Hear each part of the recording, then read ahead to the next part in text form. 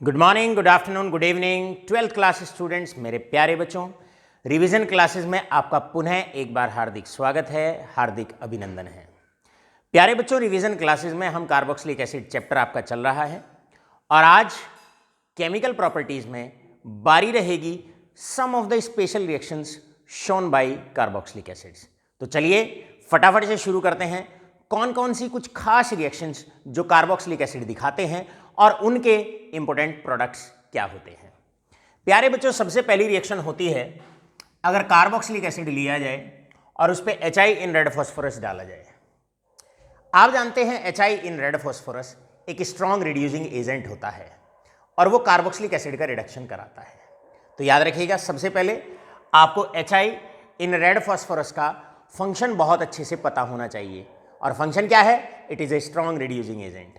और आप जानते हैं अगर किसी कार्बोक्सिलिक एसिड का रिडक्शन होता है तो उससे या तो एल्डिहाइड और कीटोन मिलता है, फर्दर ऑक्सीडेशन होता है तो अल्कोहल मिलता है, और अगर बहुत ही शानदार स्ट्रॉन्ग रिड्यूसिंग एजेंट अगर आपने लिया हुआ है तो हाइड्रोकार्बन्स मिलता है। आइए सीखते हैं इसका प्रोडक्ट। ये रहा हमारे पास कार्बोक्सिलिक एसिड, हमने लिया HI in red phosphorus.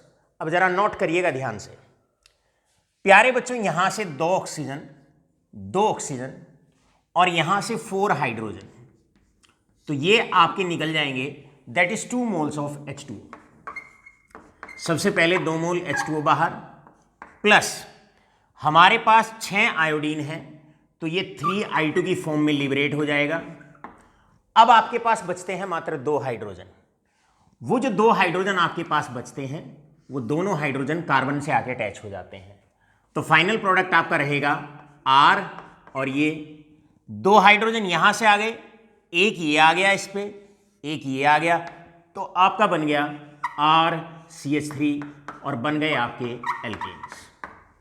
Alkanes. तो पहली रिएक्शन में खास बात क्या है? कार्बोक्सिलिक एसिड लिया, उस पर एक स्ट्रॉन्ग रिड्यूसिंग एजेंट डाला HI इन रेड फॉस्फोरस, और प्रोडक्ट के तौर पर आपको मिल गए एल्केन्स। राइट।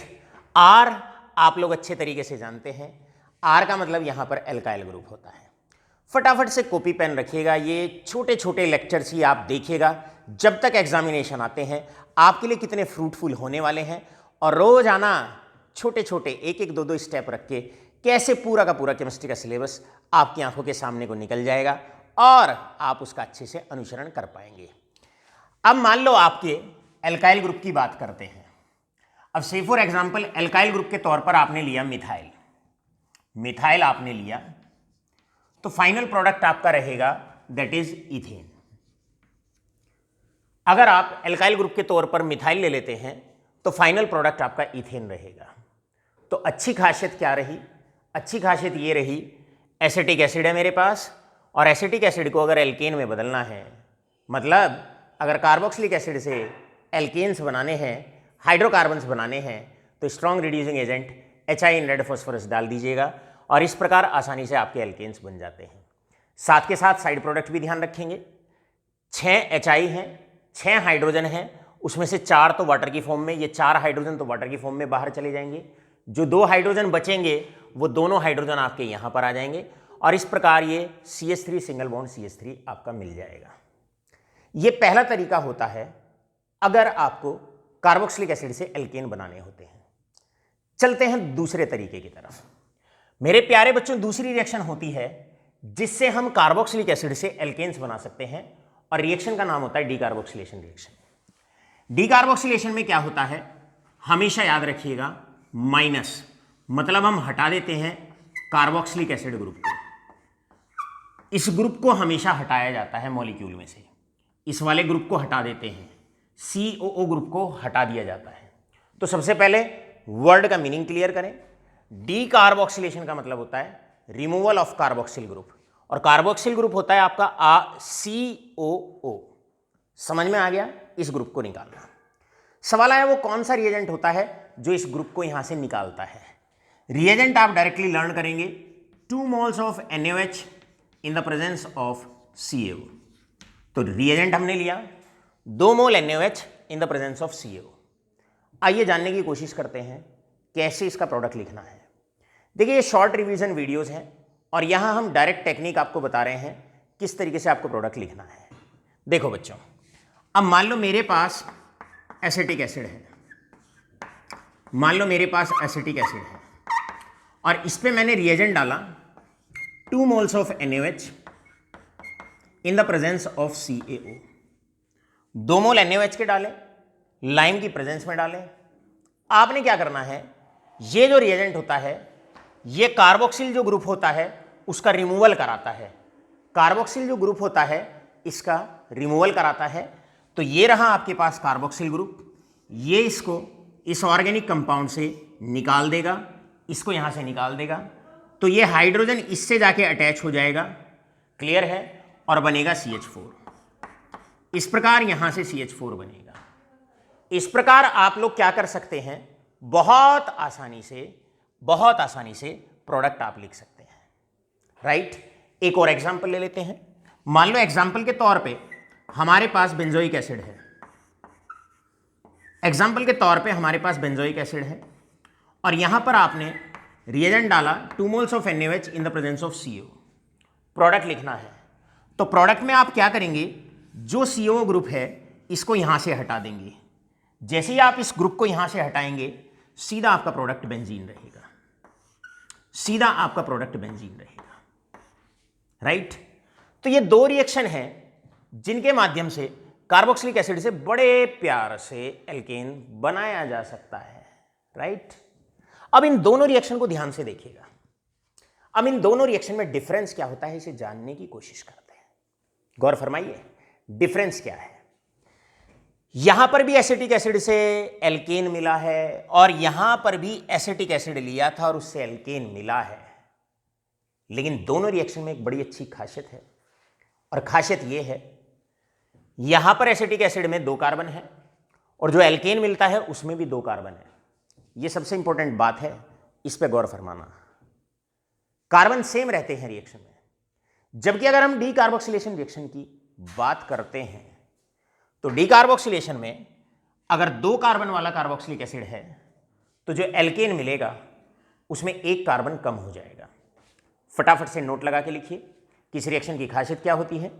इस रिएक्शन की खासियत यह होती है कि आपका 1 कार्बन यहां से कम हो जाता है रिएक्शन के दौरान। तो यहां पर आप ये लिख सकते हैं 1 carbon less, 1 carbon less, clear है। तो अगर कार्बन सेम रखने हैं तो एचाइन रेड फॉस्फोरस से आप रिडक्शन करा दीजिएगा, और अगर एल्केन के अंदर 1 कार्बन कम करना है तब आप डीकार्बोक्सिलेशन रिएक्शन कराइएगा।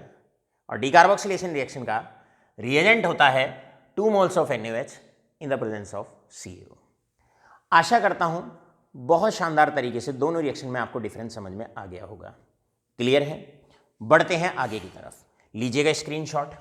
अब मान लो आप लोगों से क्वेश्चन पूछा जाए, प्यारे बच्चे क्वेश्चन पूछा जाए ध्यान से, बोर्ड क्लास में अब किस तरह के क्वेश्चन आप लोगों से पूछ लिए जाते हैं। आपसे अगर मैं क्वेश्चन कहूं कि भाई कन्वर्ट,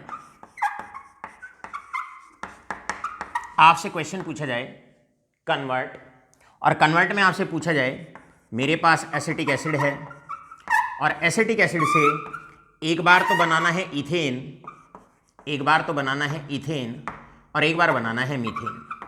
तो शायद दोनों केस में आपको समझ में आ गया होगा एसिड से कैसे एल्केन बनाए जाते हैं। 2 तरीके हैं, दोनों ऊपर लिखे हुए हैं, क्लियर है। दोनों में डिफरेंस क्या होता है वो बड़े अच्छे से क्लियर होना चाहिए। यहां पर कार्बन सेम रहते हैं, यहां पर कार्बन 1 कम हो जाता है, क्लियर है। तो करना क्या है, ऊपर वाले केस में कार्बन सेम है तो आपने यहां पर लेना है 6 moles of HI in the presence of red phosphorus, red phosphorus. यहां पर 1 कार्बन कम हो जाता है तो कम कार्बन करने के लिए 2 moles of NaOH in the presence of CO। आशा करते हैं बहुत अच्छे से पूरा का पूरा कॉन्सेप्ट, पूरा का पूरा टॉपिक बहुत बढ़िया तरीके से तुम्हारे क्लियर हो गया होगा। अब मान लो आपको हम एक क्वेश्चन दे दें इस प्रकार, जरा गौर फरमाइएगा। क्वेश्चन ये है, मेरे पास टॉलिन है, यहां पर है टॉलिन,